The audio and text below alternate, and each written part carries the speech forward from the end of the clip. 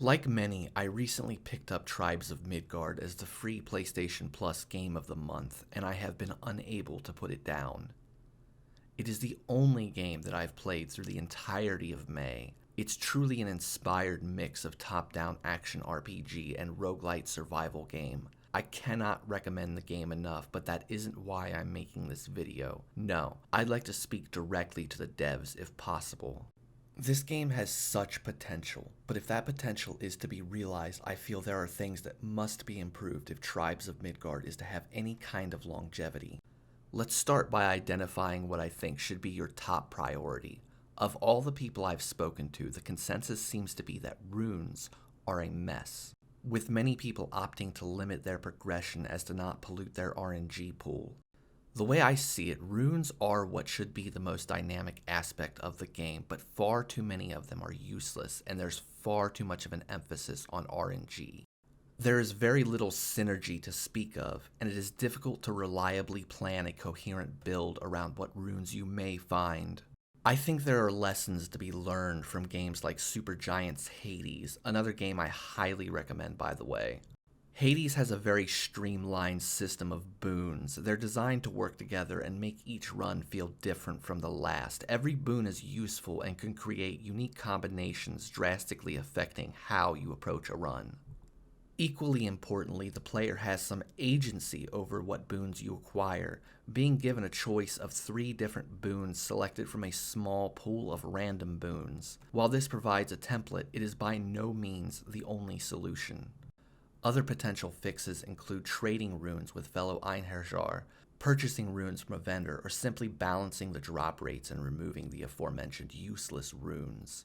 I am by no means making any definite prescriptions, only trying to highlight a problem and give some constructive feedback. The second thing I'd like to talk about is classes. Classes in Tribes of Midgard are wildly imbalanced, with far too much emphasis put on utility. This disincentivizes players from playing any class whose role centers around combat. I'm particularly fond of playing as the Guardian, but it is difficult to justify that decision as it is suboptimal. I understand the dilemma. All classes must be viable in combat, but I feel a balance is possible.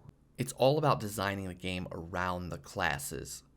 For example, during the fight with Wolfmancer Fenrir, there is an opportunity for the Guardian to be of particular use by drawing aggro on the wolves that spawn. There is only one problem. The Guardian cannot block critical attacks. There are basically no enemies in this game who do not have critical attacks, preventing the Guardian from performing his primary function. Simultaneously, the Sentinel can block critical attacks but lacks the taunts and full circle block of the Guardian.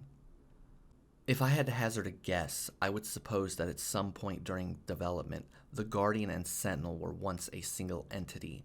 It is the only explanation as to why such a design oversight exists, at least that I can think of. The solution lies in enemy design. For the Guardian and Sentinel to prove useful, you must create situations where they are indispensable. A similar solution is applicable to the Warrior, Berserker, and Ranger. You must design situations for them to be useful. I will not insult your intelligence by belaboring the point any longer. The last thing I want to talk about is the rigidity of the world design. I've poured hundreds of hours into this game in a very short time, and something that struck me very quickly is how similar the randomly generated worlds can be and the linearity of their progression.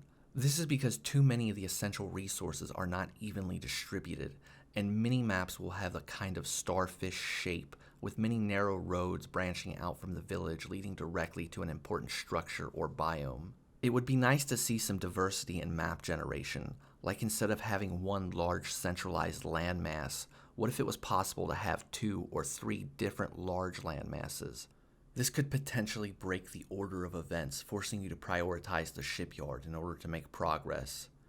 This isn't a huge issue, but if left unaddressed, I can see it becoming a problem for people looking to play the game regularly. I really hope I was clear and concise and provided some valuable feedback to a game that I think is already fantastic. I didn't really get into everything. These are just the things that I thought were prescient. But that's about it. Thanks for watching.